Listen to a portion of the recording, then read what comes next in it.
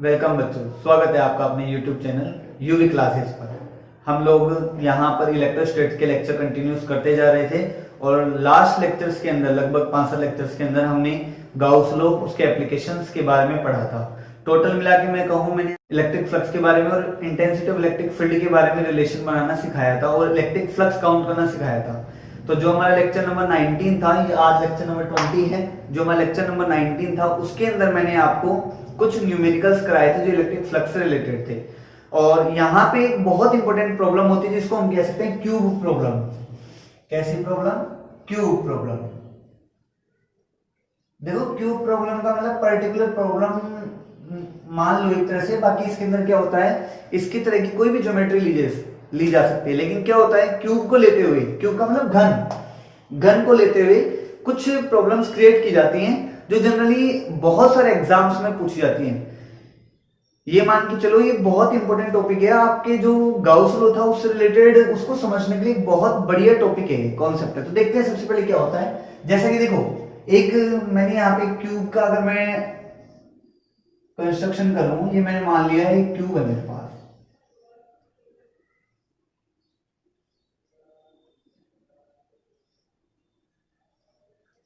मैंने एक cube consider कर लिया, ठीक है। ये मेरे पास एक घन है। तो अब देखो इसके अंदर क्या हो सकता है। हमने गाउस लॉ के अंदर क्या पढ़ा था, अकॉर्डिंग टू गाउस लॉ। देखो ये बहुत इंपॉर्टेंट लॉ है, यहां पे समझो इसको। इसके अकॉर्डिंग हमने देखा था कि किसी भी बाउंड सरफेस से रिलेटेड जो टोटल इलेक्ट्रिक फ्लक्स होता है phi equals to summation q upon epsilon naught. यही होता है। जहां पे समेशन क्यू क्या था, टोटल बाउंड चार्ज था। भाई ये टोटल क्या था, बाउंड चार्ज था। अब मान के चलो, देखो यहाँ पे प्रॉब्लम्स कैसे आ सकती हैं, ध्यान समझो। ये जो मिड पार्ट होता है क्यूब का, इसको हम सेंटर कहते हैं। मिड पार्ट मतलब जैसे अगर किसी कमरे में हैं हम लोग, तो कमरे में बीच जो बिल्कुल हवा में जो होगा, मान लो यहाँ कोई कमरा हो तो उसका जो मिड सेंटर होगा वो ये हो गया। ये जो इसके अंदर 6 सरफेसेस होते हैं, किसी भी क्यूब के अंदर कितने सरफेस होते हैं, 6। क्यों? 4 तो दीवारें हो गई, 1 2 3 4। अगर मैं कमरों की बात करूं, किसी कमरे को देखूं तो उसके अंदर 4 दीवारें होती हैं और एक छत होती है और एक फर्श होता है। तो इस हिसाब से 6 सरफेस होते हैं। इनके अंदर जो अगर मैं एजेस की बात करूं, इनकी भुजाओं की बात करूं, तो इसके अंदर 8 भुजाएं होती है। 4 तो दीवारों की भुजाएं, आप देख लेना। और सॉरी 8 नहीं 12 भुजाएं होती हैं। 4 तो दीवारों की होती है, 4 ऊपर छत की भुजाएं होती है और 4 ही नीचे की होती है। इस हिसाब से कितनी भुजाएं हो गई, 12 भुजाएं हो गई। ऐसे ही अगर मैं इनके सेंटर्स की बात, कॉर्नर्स की बात करूं, तो इसके अंदर ये कॉर्नर्स हो गए। अगली बात समझ। तो इसके अंदर 8 कॉर्नर होते हैं। आप देख लेना, किसी भी कमरे के 8 कोने होते हैं। कोने मतलब किनारे, बिल्कुल वो लेना है एज, ये ऐसा सेंटर, ये वाला जैसे ये दिख रहा होगा आपको, ये सेंटर ऐसा। किनारा मतलब भुजा वाला कोण नहीं लेना है। तो उसके अंदर आप समझ गए होंगे। देखो ये तो 8, 4 तो ये हो गई भुजाएं। अगर मैं भुजाओं की बात, 4 ये हो गई और 4 ही हो गई। टोटल मतलब 12 भुजाएं, 6 सरफेस, 6 पृष्ठ और 8 कोने। अगली बात समझ में। इस हिसाब से एक क्यूब बनता है। अब इस क्यूब के अंदर क्या हो सकता है, मान लो मैं सबसे सिंपल क्वेश्चंस की बात करूं कि आपको इससे रिलेटेड फ्लक्स निकालना है, बहुत इंपॉर्टेंट पार्ट होता है। तो मान लो उसने क्या कहा, अगर मैं टाइप फर्स्ट लिखूं, क्वेश्चन फर्स्ट ने टाइप फर्स्ट लिखूं कि किस टाइप के क्या क्वेश्चंस होंगे, टाइप फर्स्ट। देखो मैंने क्या किया था, आपको लास्ट जो लेक्चर था हमारा उसके अंदर मैंने आपको 2 क्वेश्चंस और दिए थे। आई होप सो आपने कर लिया होगा उनको, उनके सॉल्यूशंस भी आपको मिल गए होंगे। और अगर जिनको नहीं आया उनके जो आंसर्स हैं वो नेक्स्ट लेक्चर के अंदर मेंशन होगा। अभी कुछ बच्चों ने और प्रैक्टिस करने के लिए टाइम मांगा है, जबकि मैंने आपको 2-3 दिन दे दिए। उसके बाद भी आपको मैं और टाइम दे रहा हूं। नेक्स्ट लेक्चर जो हमारा अपलोड होगा उसके अंदर आपको उनके आंसर्स मिलेंगे। टाइप फर्स्ट, मान लो if charge small cube is placed at the center of cube। Charge जो क्यू है वो किस पे प्लेस हो, सेंटर पे रखा हो, तो क्या होता है देखते हैं। If charge small Q is placed at the centre of cube, cube के सेंटर पे अगर चार्ज रख दिया जाए तो टोटल आउटगोइंग फ्लक्स। तो पहला question, total outgoing flux.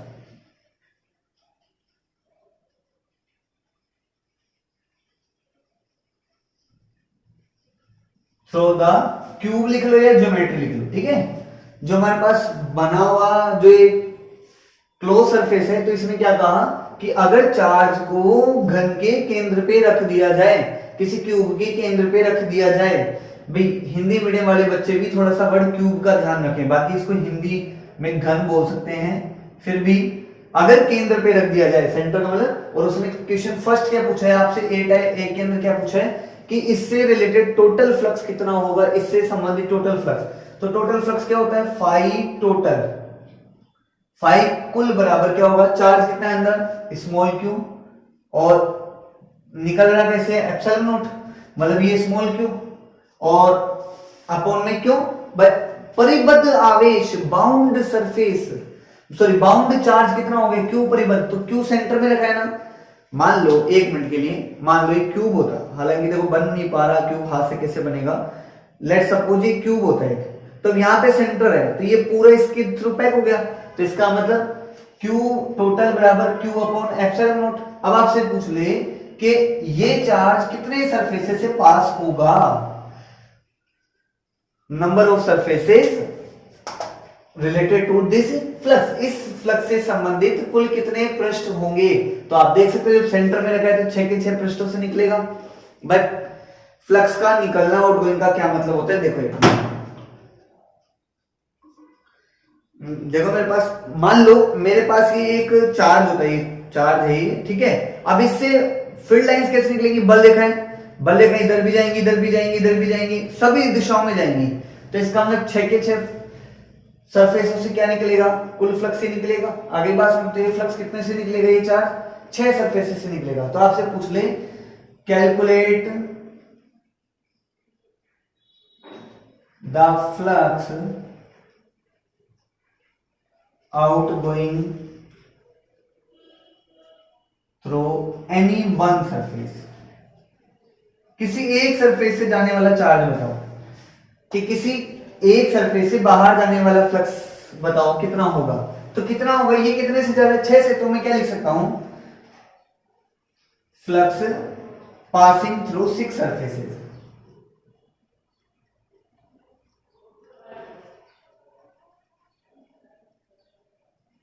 equals to Q upon epsilon naught, simple सी mathematics।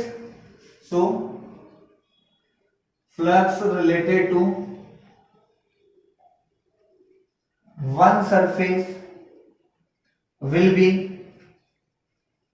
Q upon 6 epsilon naught। आगे बात सुनने, इजी है ना, इसको मैं लिख सकता हूं Q, इसको Q टोटल लिखा है, इसको Q सरफेस लिख लो।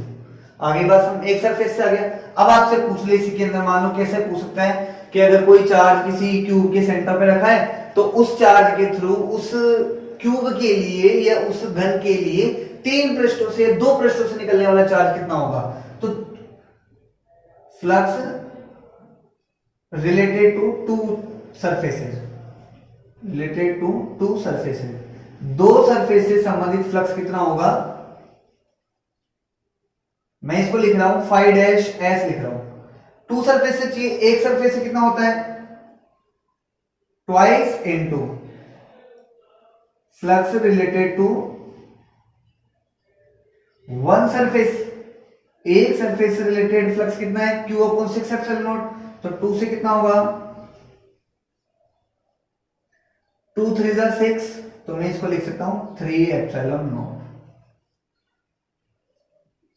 आई होप सो आपको ये बात समझ में आ रही होंगी। देखो केस सबसे इंपॉर्टेंट बात है कि अगर सेंटर पे रखा है, इसकी बहुत सारी क्वेश्चन बनती है, उनके बारे में बात करेंगे। आपको ये समझ में आ गया। अब आप इसके लिए क्या करेंगे, इसके लिए आपको होमवर्क में दे रहा हूं यहां पे क्वेश्चन, आप निकालेंगे फ्लक्स थ्रू 3 सरफेसेस, 4 सरफेसेस और 5 सरफेसेस। 3 4 5 का आप मुझे बताएंगे, इसके लिए 5 डबल डैश, 5 ट्रिपल डैश और 5 4। चले ऐसे नहीं, हम इसको ऐसे लिखेंगे 5 3 5 4 5 5, ठीक है। ऐसे बताना है आपको मुझे, इसे नोट करो, फटाफट नोट करो।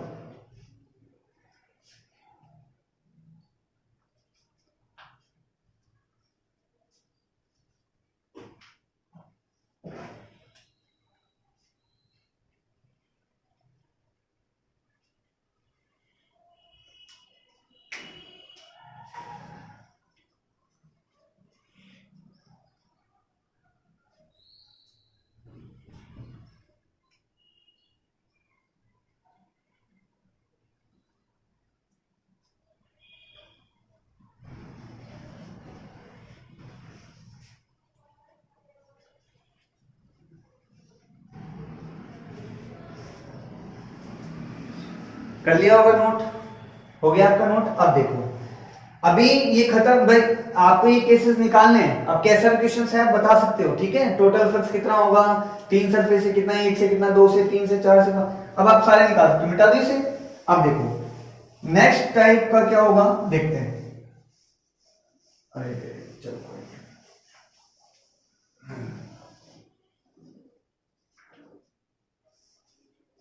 देखो नेक्स्ट है, if charge Q is placed at the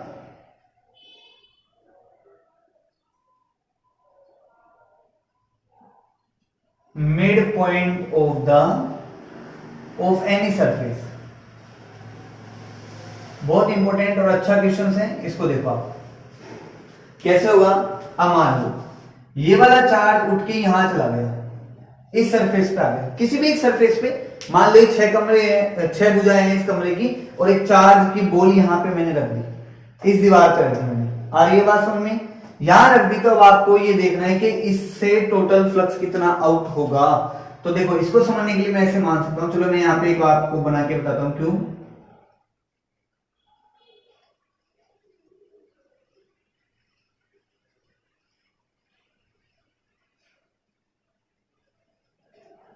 आपने यहां चार्ज क्यों रखा, ठीक है। अब क्या होगा, आपको इससे टोटल फ्लक्स निकालना है कितना आउट गोइंग होगा। तो इसके दो मेथड है, देखो आपकी मर्जी है, जो मर्जी यूज ले लेना। मेथड फर्स्ट क्या होगा, देखो हमने क्या पढ़ा था, गाउस लॉ कहता है कि टोटल बाउंड चार्ज होना चाहिए। चार्ज कैसा होना चाहिए, बाउंड होना चाहिए, तभी फ्लक्स मिलेगा। बाउंड चार्ज का मतलब, अब मान लो एक बॉल हो, चार्ज का मतलब हम स्फेरिकल शेप मानते, एक बॉल हो और मैं इधर रख दूं, तो एक तरह से क्या होगा, ये लास्ट सरफेस है, ये लास्ट सरफेस हो, तो इसका मतलब आधा अंदर हो गया, आधा बाहर हो गया, यही तो बात है। तो इसको पूरे को पैक करने के लिए मैं क्या मान सकता हूं, सेम ऐसा ही दिखने वाला एक सरफेस यहां पे भी लगा सकता हूं। आ रही है बात समझ में।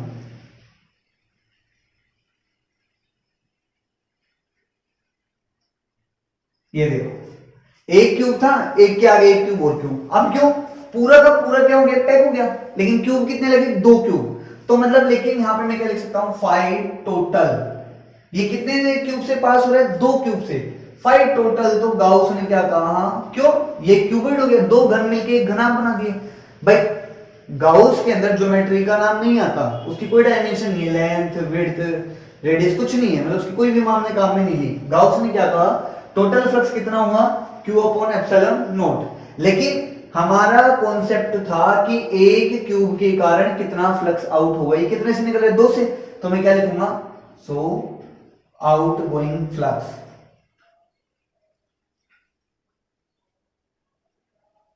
थ्रू सिंगल क्यूब या any one cube, single cube क्या होगा भाई, इसको 5t डैश लिखो, क्यों 5t इक्वल्स टू, ये ट्वाइस था ना भाई, 5t डैश। देखो ये ऐसे है, एक मिनट, ये ट्वाइस है, ये एक सिंगल के कारण है, सिंगल क्यूब का फ्लक्स ही होता है 5t डैश, ऐसे ही तो था। मेरे को एक का चाहिए, 5t डैश अपॉन हाफ, क्यों भाई ये 2 से निकला है, एक का चाहिए तो आधा करूंगा, एक का चाहिए तो आधा करूंगा, एक की वैल्यू क्या है, Q अपॉन 2 ऐसा एप्सिलॉन नॉट। भाई 2 की जगह 1 हो गया, नहीं हो गया, आगे बात समझ में। ये आपके क्या आ गया, एक क्यूब से निकलने वाला फ्लक्स आ गया। आपको केवल पैकिंग करके देखनी है कि कितनी क्या पैकिंग होती है, आगे बात समझ में। अब वही ये कितने सरफेसेस से निकलेगा, तो ये फ्लक्स जो होगा कितने सरफेसेस से निकलेगा, लगाओ दिमाग। कुछ आपको समझ में आ रहा है भाई, एक कॉन्सेप्ट तो ये आ गई, दूसरी कॉन्सेप्ट ये कितने से निकलेगा भाई, इस सरफेस के कांटेक्ट में, तो इससे तो निकल नहीं सकता, क्यों, इसके लिए थीटा बराबर फाई बराबर ई डॉट ds होता है। इलेक्ट्रिक फील्ड के हिसाब से ds और इलेक्ट्रिक फील्ड की अगर डायरेक्शन देखो तो दोनों परपेंडिकुलर हो गए, क्यों ds इधर हो गया और ये चार्ज यूं फैलेगा, तो इससे तो जा नहीं सकता। तो इसका मतलब टोटल कितना हो गया, 5 सरफेसेस से निकला। तो ये जो फ्लक्स होगा, this flux will be passes through 5 surfaces, आपको ये नहीं कहना है कि सर 6 सरफेस 6 से निकले, क्यों? जिससे चार्ज जिस फ्लक्स के कांटेक्ट में होता है उस सरफेस से चार्ज नहीं, फ्लक्स नहीं निकलता। क्यों? यहां पे अगर चार्ज रखा है तो फील्ड लाइंस ऐसे ही तो बाहर जाएंगी, परपेंडिकुलर जाएंगी, ऐसे जाके ऐसे घूम के थोड़ा जाएंगे। देखो ऐसे तो नहीं जा सकती क्यों? परपेंडिकुलर का होगा डायरेक्शन, नहीं हुआ। आपको समझ में आ गया होगा। तो इसका मतलब मैं लिख सकता हूं कि 5 सरफेस से जाने वाला फ्लक्स जो होगा 5 सरफेस के कारण वो यही होगा, मतलब 5t। अगर आप समझने के लिए लिखना चाहो 5 सरफेसेस का नाम लिख दिया मैंने Q/2 एप्सिलॉन नॉट। अब आपसे कोई पूछ ले एक सरफेस से निकलने वाला charge, sorry flux outgoing through one surface कितना होगा? ये 5 से जा रहा है तो एक से जाने वाला कितना होगा? 5t। सिंगल के लिए s, सिंगल के लिए s भाई चलो ठीक है, हमने जो कॉन्सेप्ट अभी बनाई थी 5/1 मान इसको, 5/1 बराबर Q/2 एप्सिलॉन नॉट तो पूरा था, और कितने से जा रहा था? 5 से, तो 1 से कितना जाएगा? इतना 1/5। तो इसका मतलब Q/10 एप्सिलॉन नॉट। अब आप 2 से 3 से 4 से 5 से मुझे निकाल के बताएंगे। A B C 3 केस मैंने आपको बता दिए, नोट करो इसे।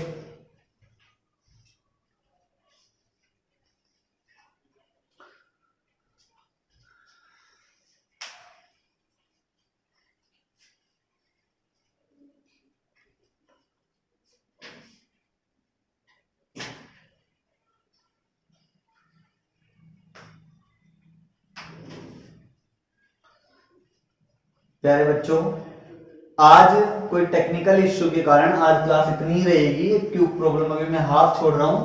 आपको कोशिश करनी है कि अगर इस चार्ज को एज पे रख दूं तो क्या होगा, कॉर्नर पे रख दूं तो क्या होगा, और भी जो इस टाइप के और कितने सरफेसेस निकलेगा, जो ये सब बताया आपको इनके लिए निकालना है और मुझे क्वेश्चन के अंदर मेंशन करना है। 3 क्वेश्चन मैंने इसके आपको इसके लिए दी, 3 इसके लिए दे रहा हूं। वही बात 2 सरफेस से 3 4 इनसे निकलने वाला फ्लक्स बताओगे भाई। 1 का मैंने बता दिया, 2 का 3 का 4 का और 5 का तो टोटल होता ही है, मतलब 5 का मान। 6 सरफेस से कोई कैटेगरी नहीं बनेगी। तो आज के लिए इतनी ही वीडियो है। बाकी जो इसका हाफ पार्ट है, या मैं कहूंगी आगे का जो भाग है, वो हम नेक्स्ट लेक्चर में पढ़ेंगे। आज कोई टेक्निकल इश्यू है तो आज के लिए इतनी ही क्लास होगी। तो अगर आपको पसंद आया तो प्लीज कमेंट सेक्शन में हमें जरूर बताएं कैसा लगा, कमेंट जरूर करें। कुछ बच्चों के आंसर्स आ जाते हैं और वो कमेंट सेक्शन में रिप्लाई नहीं करते हैं, तो इससे थोड़ा सा हम लोगों को पता नहीं चलता कि आप लोग कौन कौन देख रहे हैं, किन किन को क्या क्या पसंद आ रहा है। कमेंट करें, कमेंट सेक्शन में बताएं और इनके आंसर्स बताएं। फिर उसके बाद मैं आपको इनके आंसर्स नेक्स्ट लेक्चर के अंदर बताऊंगा। साथ साथ लाइक करें और शेयर करें, शेयर ज्यादा से ज्यादा करें। Thank you very much, thank you very much.